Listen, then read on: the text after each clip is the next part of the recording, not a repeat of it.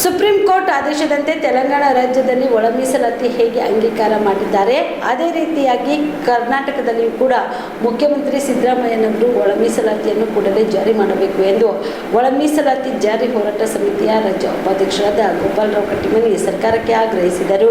ಚಿಂಚೋಳಿಯಲ್ಲಿ ಕರೆದ ಸುದ್ದಿಗೋಷ್ಠಿಯನ್ನು ಉದ್ದೇಶಿಸಿ ಮಾತನಾಡಿದ ಅವರು, ನ್ಯಾಯಮೂರ್ತಿ ನಾಗಮೋಹನ್ ದಾಸ್ ಆಯೋಗ ರಾಜ್ಯದ ಮುಖ್ಯಮಂತ್ರಿಗಳಾದ ಸಿದ್ದರಾಮಯ್ಯ ಅವರನ್ನು ಭೇಟಿ ಮಾಡಿ ಮಧ್ಯಂತರ ವರದಿಯನ್ನ ಸಲ್ಲಿಸಿದೆ. ಆದರೂ ಕೂಡ ರಾಜ್ಯ ಸರ್ಕಾರವು ಒಳ ಮೀಸಲಾತಿ ಜಾರಿ ಮಾಡಲು ಕೆಲವು ನೆಪಗಳನ್ನ ಹುಡುಕುತ್ತಾ ಮೀನಾಮೇಷ ಎಣಿಸುತ್ತಿದೆ. ಈ ಕೂಡಲೇ ಸುಪ್ರೀಂ ಕೋರ್ಟ್ ಆದೇಶದಂತೆ ತೆಲಂಗಾಣ ರಾಜ್ಯದಲ್ಲಿ ಒಳ ಮೀಸಲಾತಿ ಹೇಗೆ ಅಂಗೀಕಾರ ಮಾಡಿದ್ದಾರೋ ಹಾಗೆ ಕೂಡ ಕರ್ನಾಟಕದ ರಾಜ್ಯದ ಮುಖ್ಯಮಂತ್ರಿಗಳು ಮೀಸಲಾತಿ ಕೂಡಲೇ ಜಾರಿ ಮಾಡಬೇಕು ಎಂದು ಆಗ್ರಹಿಸಿದರು. ಇವತ್ತು ಕರ್ನಾಟಕ ಸರ್ಕಾರ ಏನು ಒಳ ಮೀಸಲಾತಿಗಾಗಿ ತೆಗೆದುಕೊಂಡಿರ್ತಕ್ಕಂಥ ನಿರ್ಣಯ ಅತ್ಯಂತ ಖಂಡನೀಯವಾಗಿರ್ತಕ್ಕಂಥದ್ದು. ಕಾರಣ, ಈಗಾಗಲೇ ಅನೇಕ ಬಾರಿ ಕುಂಟು ನೆಪ ಹೇಳುತ್ತಾ ಸುಳ್ಳು ಆಶ್ವಾಸನೆಗಳನ್ನು ಕೊಡುತ್ತಾ ಮಾದಿಗರನ್ನು ಒಕ್ಕಲೆಬ್ಬಿಸ್ತಕ್ಕಂಥ ಪ್ರಯತ್ನ ಕಾಂಗ್ರೆಸ್ ಸರ್ಕಾರ ಮತ್ತು ಕರ್ನಾಟಕ ಸರ್ಕಾರ ಮಾಡ್ತಿದೆ ಅಂತಕ್ಕಂಥ ಆರೋಪವನ್ನು ಮಾಡ್ತಾ ಇದ್ದೀನಿ ನಾನು. ಬಂಧುಗಳೇ, ಸುಪ್ರೀಂ ಕೋರ್ಟ್, ಈ ದೇಶದ ಸರ್ವೋಚ್ಚ ನ್ಯಾಯಾಲಯವಾಗಿರ್ತಕ್ಕಂಥ ಸುಪ್ರೀಂ ಕೋರ್ಟು ಆಗಸ್ಟ್ 1ನೇ ತಾರೀಕು ಐತಿಹಾಸಿಕವಾಗಿರ್ತಕ್ಕಂಥ ತೀರ್ಪನ್ನು ಕೊಟ್ಟಿರ್ತಕ್ಕಂಥ ಸಂದರ್ಭದಲ್ಲಿ ಒಳ ಮೀಸಲಾತಿ ಜಾರಿ ಮಾಡಲಿಕ್ಕೆ ಆಯಾ ರಾಜ್ಯಗಳಿಗೆ ತನ್ನದೇ ಆದಂಥ ಹಕ್ಕು ಇದೆ ಅಂತಕ್ಕಂಥದ್ದು ಸುಪ್ರೀಂ ಕೋರ್ಟ್ ಎತ್ತಿ ಹಿಡಿದಿದೆ.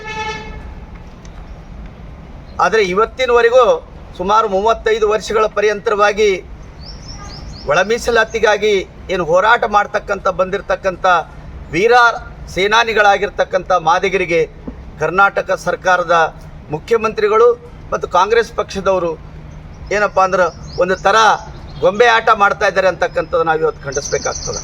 ಯಾಕಂದರೆ ಒಂದು ಸಲ ಸಿದ್ದರಾಮಯ್ಯನವರು ಮುಖ್ಯಮಂತ್ರಿಗಳಾದ ತಕ್ಷಣ ಹೇಳಿದ್ರು, ಅದಕ್ಕಿಂತ ಮುಂಚಿತವಾಗಿ ಹೇಳಿಕೆ ಕೊಟ್ಟರು, ನಾವು ಅಧಿಕಾರಕ್ಕೆ ಬಂದ ತಕ್ಷಣ ಒಳ ಮೀಸಲಾತಿಯನ್ನು ಜಾರಿ ಮಾಡ್ತೀವಿ ಅಂತಕ್ಕಂಥ ಮಾತನ್ನು ತಮ್ಮ ಮ್ಯಾನಿಫೆಸ್ಟೋಯಲ್ಲಿ 2ನೇ ಪ್ರಣಾಳಿಕೆಯಲ್ಲಿ ಬಿಡುಗಡೆ ಮಾಡಿರ್ತಕ್ಕಂಥ ಅಂಶ ಕೂಡ ತಮ್ಮ ಗಮನಕ್ಕೆ ತರ್ತಾ ಇದ್ದೀವಿ. ನಾವು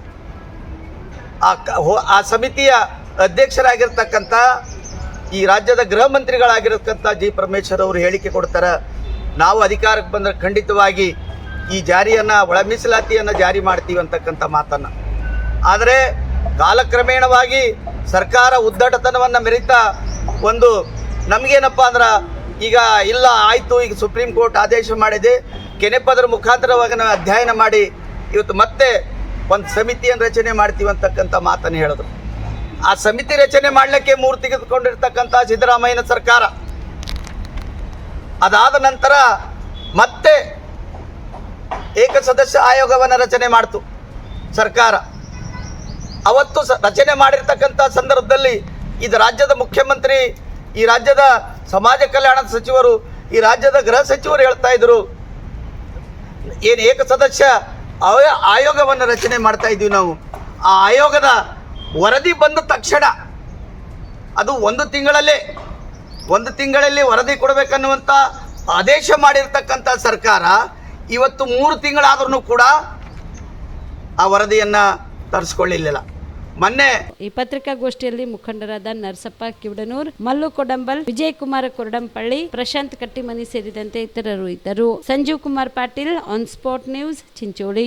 star care multi speciality trauma emergency 24x7 ತುರ್ತು ಚಿಕಿತ್ಸಾ ಸೌಲಭ್ಯವುಳ್ಳ ಆಸ್ಪತ್ರೆ. ಕಲಬುರಗಿ ಜಿಲ್ಲೆಯ ಖ್ಯಾತ ಅನುಭವಿ ವೈದ್ಯ ಡಾಕ್ಟರ್ ಪ್ರಶಾಂತ್ ಮಾಲಿ ಅವರ ನೇತೃತ್ವದಲ್ಲಿ ಅನುಭವಿ ವೈದ್ಯರ ತಂಡದೊಂದಿಗೆ orthopaedic, neuro surgery, general surgery, general medicine, urology, gastro surgery, paediatric, obstetric, gynaecology, cardiology, neurology ಸೇರಿದಂತೆ OPD, IPD, ICU, NICU, ultrasound, 2D echo, laboratory, major OT ಸೌಲಭ್ಯಗಳೊಂದಿಗೆ ಎಲ್ಲ ರೋಗಕ್ಕೂ ಒಂದೇ ಸೂರಿನಡಿ ರಿಯಾಯಿತಿ ದರದಲ್ಲಿ ಸ್ಟಾರ್ ಕೇರ್ ಆಸ್ಪತ್ರೆಯಲ್ಲಿ ದಿನದ 24 ಗಂಟೆ ಎಮರ್ಜೆನ್ಸಿ ಚಿಕಿತ್ಸೆ ನೀಡಲಾಗುವುದು.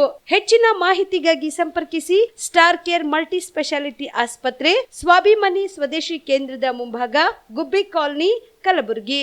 ಮೊಬೈಲ್ ನಂಬರ್ 9066906614 ಅಥವಾ 8472360239.